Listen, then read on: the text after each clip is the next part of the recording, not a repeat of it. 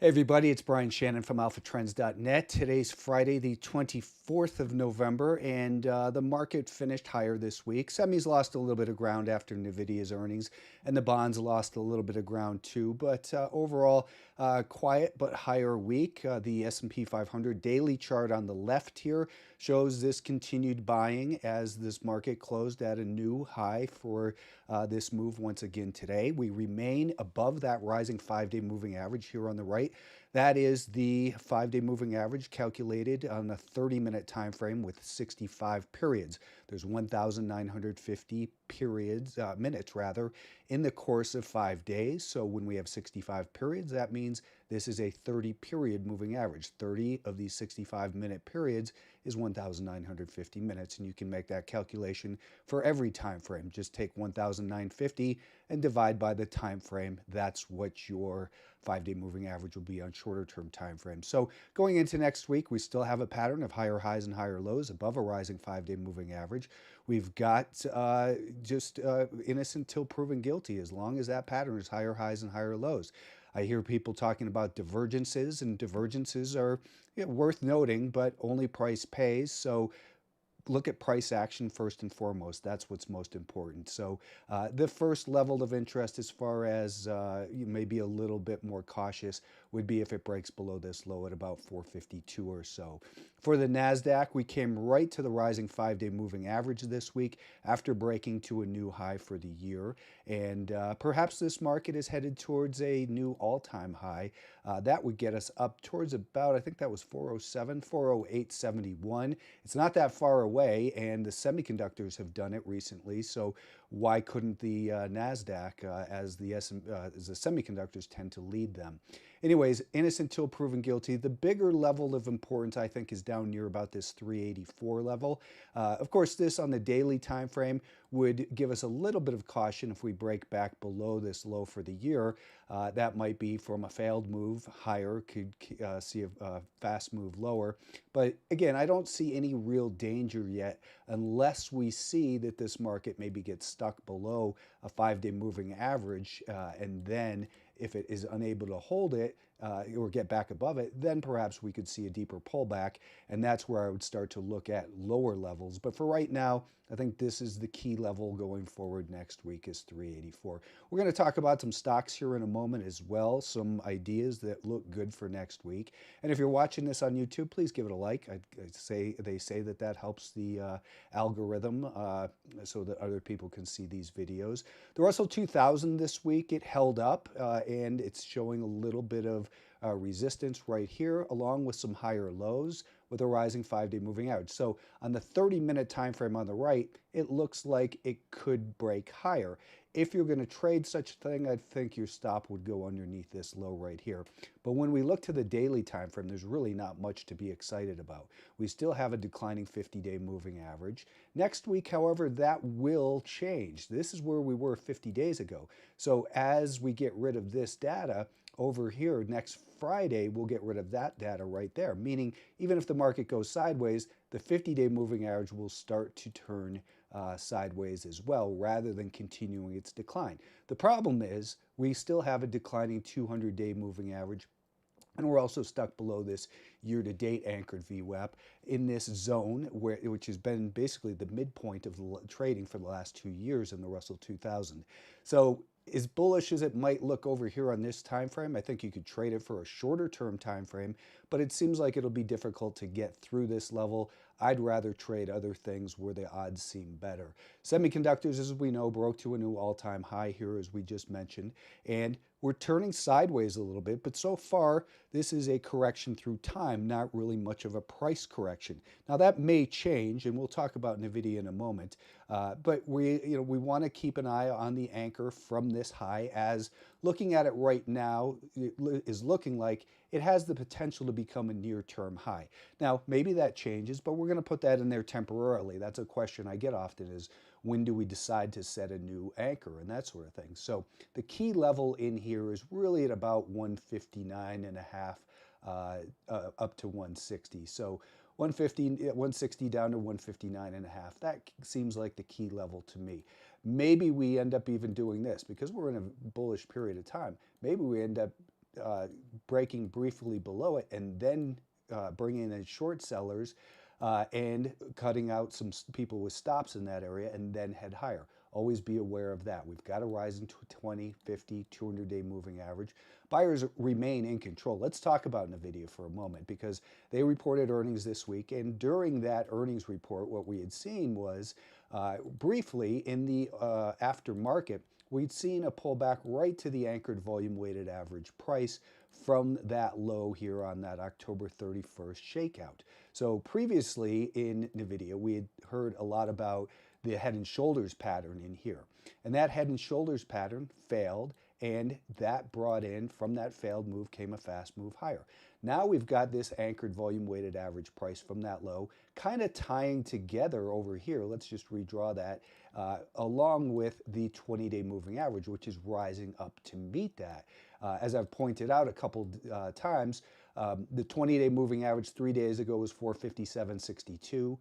Then it was 461, and today it's 464.80. So it's rising at about $3 per day, meaning on Monday, if we see this market pull back to this anchored volume weighted average price, which is about 469, 470, then that's where the 20-day moving average will be as well. And that is a likely level that is going to at least get the interest of buyers.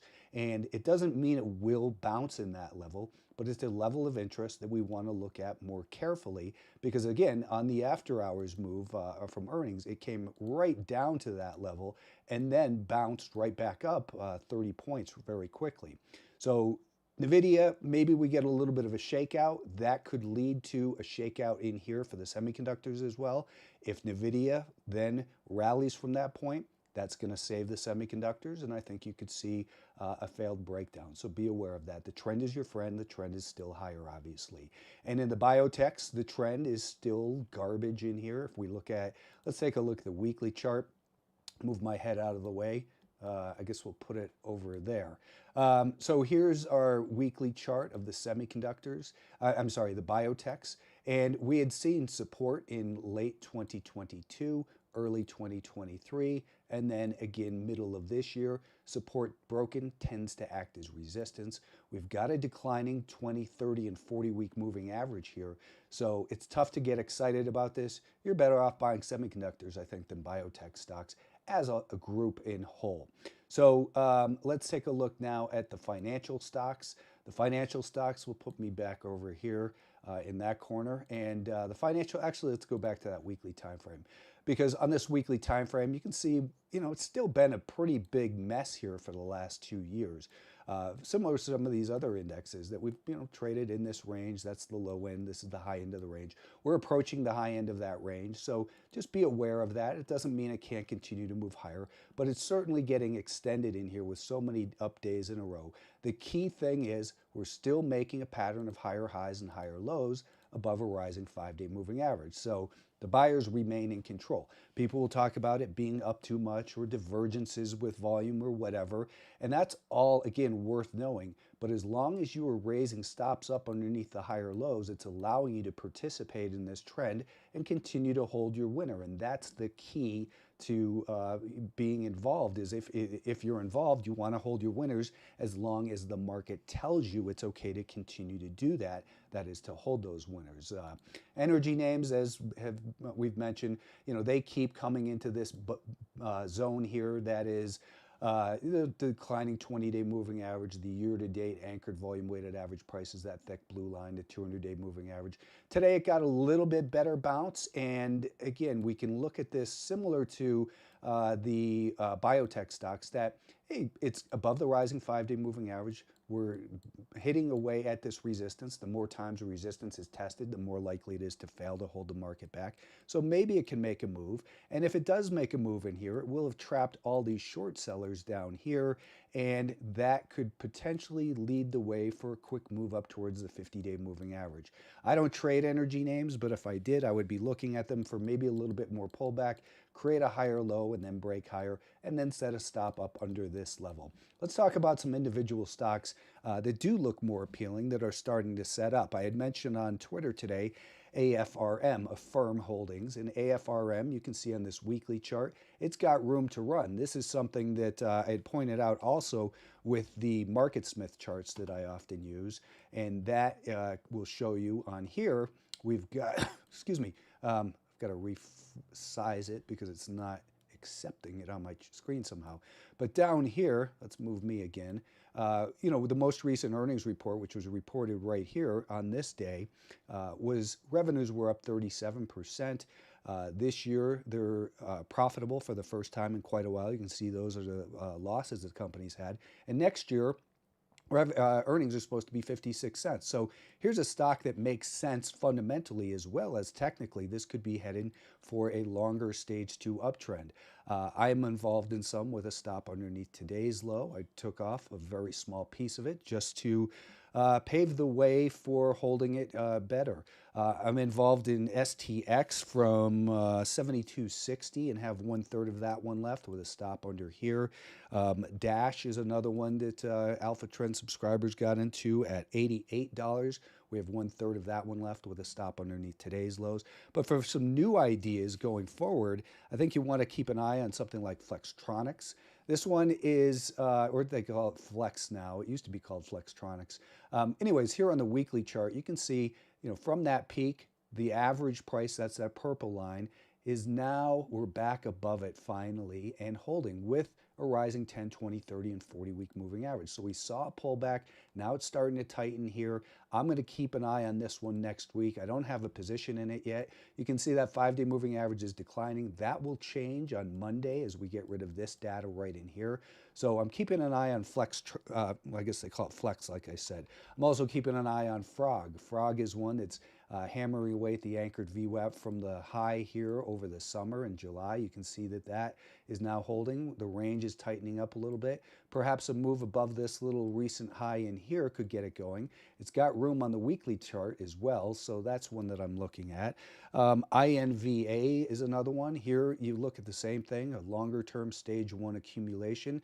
That it looks like it's now starting to break higher just in here, that it's possible this is the beginning of a new uptrend, that maybe the first level of potential supply would be found up here at this prior support, tends to act as resistance. Let's look at it on a daily and shorter term time frame. So you can see today it came free of this little pullback that it just experienced.